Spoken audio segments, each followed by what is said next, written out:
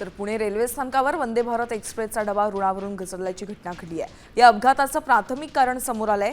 मुंबईहून पुण्याला येत असताना मुख्य लाईनवरून प्लॅटफॉर्म क्रमांक 3 कडे वळताना 15व्या क्रमांकाच्या डब्यानं ट्रॅक न बदलल्यामुळे हा अपघात झालाय। या अपघात प्रकरणात सखोल चौकशीसाठी रेल्वे प्रशासनाकडून विशेष समिती गठीत करण्यात येणार आहे।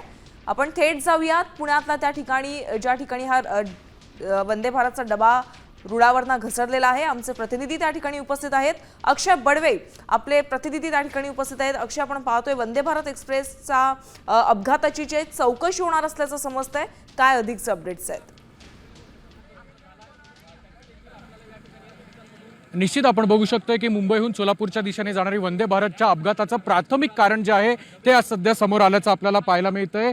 खरं तर मेन लाईनवरनं जेव्हा वंदे भारत पुणे रेल्वे स्टेशनच्या प्लॅटफॉर्म क्रमांक 3च्या दिशेने जात होती तेव्हाच हा अपघात घडलेला आहे। इंजिन आणि इंजिनसोबतचे असलेले पाठीमागचे काही डबे जे आहेत त्यांनी ट्रॅक चेंज केला, मात्र डबा क्रमांक 15 जो आहे तो ट्रॅकने जो डबा आहे त्यांनी ट्रॅक जो आहे तो चेंज केला नाही आणि त्याच्यामुळे त्याचं डिरेलमेंट झालं आणि या संपूर्ण अपघाताची चौकशीसाठी एक समिती जी आहे ती देखील आता गठीत करण्याची जी प्रक्रिया आहे त्याला सुरुवात झालेली आहे। सध्या आपण बघू शकतोय की रेल्वे दलातील जे कर्मचारी आहेत, रेल्वे प्रशासनातले कर्मचारी आहेत, हा डबा आता पुन्हा एकदा रुळावर आणण्यासाठी शर्थीचे प्रयत्न करतायत।